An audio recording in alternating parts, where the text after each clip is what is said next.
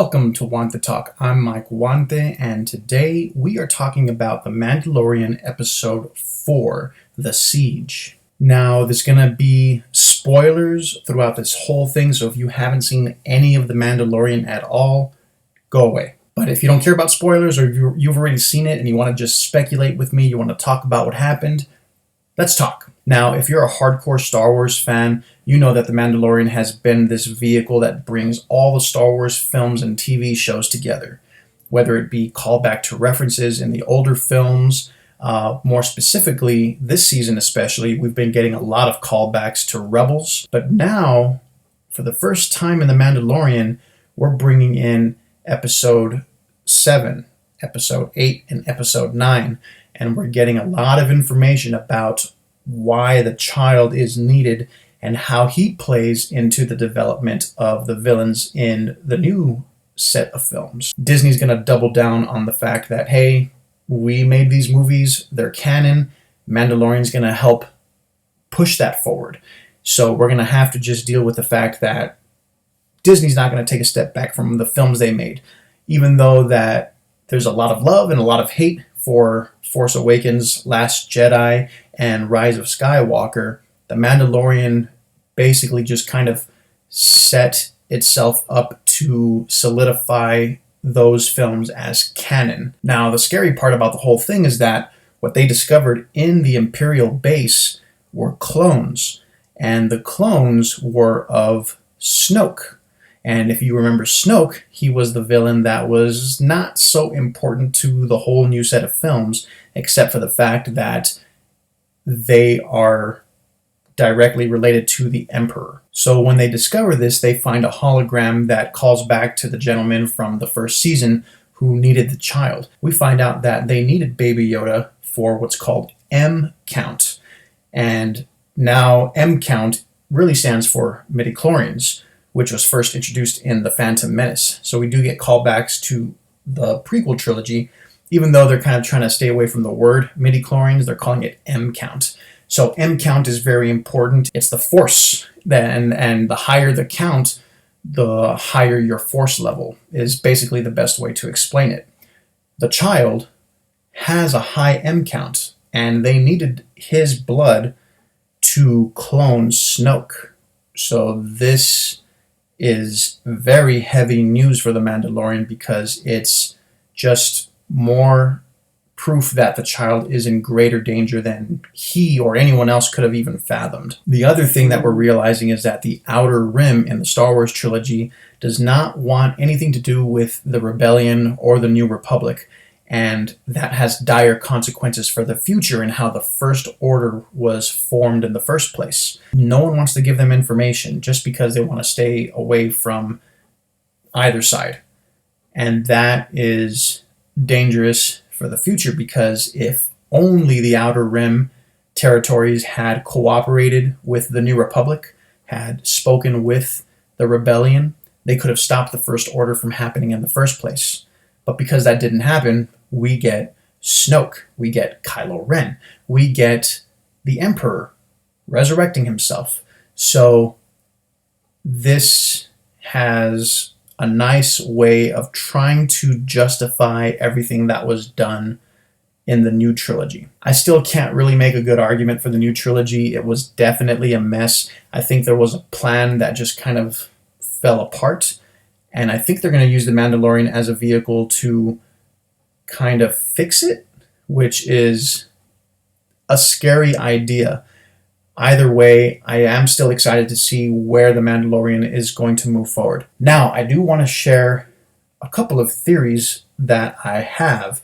And if you like talking theories, this next section is all about my theory or theories. Originally, I had a theory that Boba Fett, who was definitely Boba Fett in the first episode of the second season, that cloaked figure that we saw.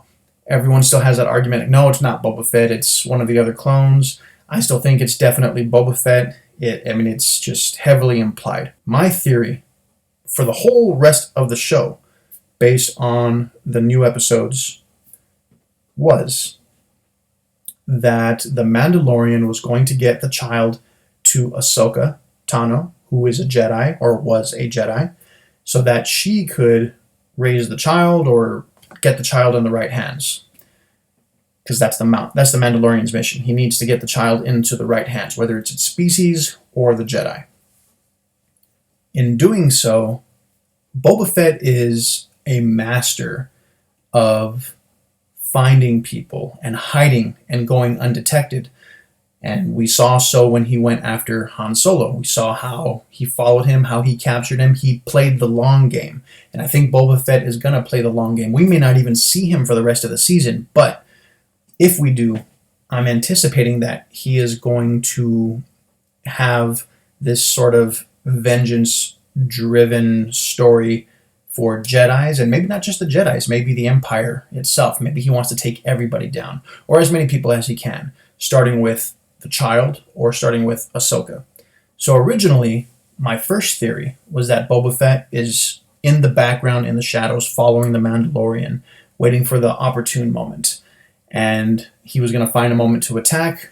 Ahsoka was going to come into play, save the day, save the child, possibly lose her life doing so. And the Mandalorian would keep moving on to get the child into the right hands. Maybe into Ezra Bridger's hands, maybe into Luke Skywalker's hands. Who knows? I would hate to think that the child was given to Luke Skywalker and that the child ended up dying because of Kylo Ren. Because, Luke Skywalker had a temple, it burned down, blah, blah, blah. Hopefully that's not the case. Then I was thinking that the Mandalorian was going to go ahead and join the other Mandalorians to take back their home planet, to get back the Darksaber, to kill Moff Gideon, and to get their home planet back, and keep the Mandalorians alive. I still think that last half of the theory is true. I think eventually we're going to say goodbye to the child in some way, and that Din Djarin is going to join everyone else to take back the home planet. Now, with this new information that the child is in even more grave danger, and the fact that Snoke, to be cloned correctly, needs a high M count, I am now believing that because they have put a tracker on the Razor Crest, Din Djarin, the Mandalorian, is going to have the child taken to Ahsoka. Ahsoka is going to meet the child and feel obligated to protect it. I think Moff Gideon will then appear. We'll have an all-out battle. And I still think Ahsoka Tano is going to sacrifice her life to save the child. In doing so, I believe the child will survive. On a bad note, I feel like maybe Ahsoka Tano's M count, or midichlorian blood, is going to be used to bring Snoke to life. So I think that's my theory so far. I love to just talk about these wild theories and ideas, but everything's kind of falling into place. Everything's kind of making sense right now to where it's going. So yeah, so that's exactly what I'm thinking. I'm loving The Mandalorian. I'm loving how they're trying to bring everything together to make it all canon. I love how they're bringing things from the shows, from the movies, from the books, from stuff that was not canon and bringing it in. So I'm excited to see where it goes.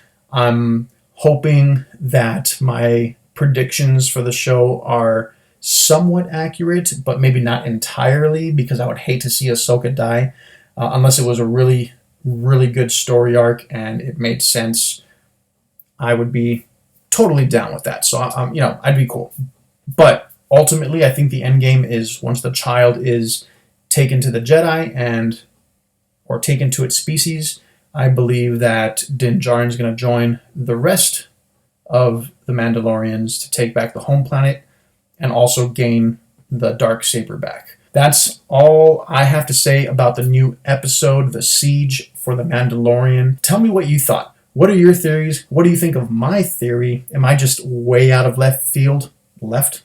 Or is it something that could make sense? Well, thank you for joining me on Want to Talk. I'm Mike Huante, and that's a wrap.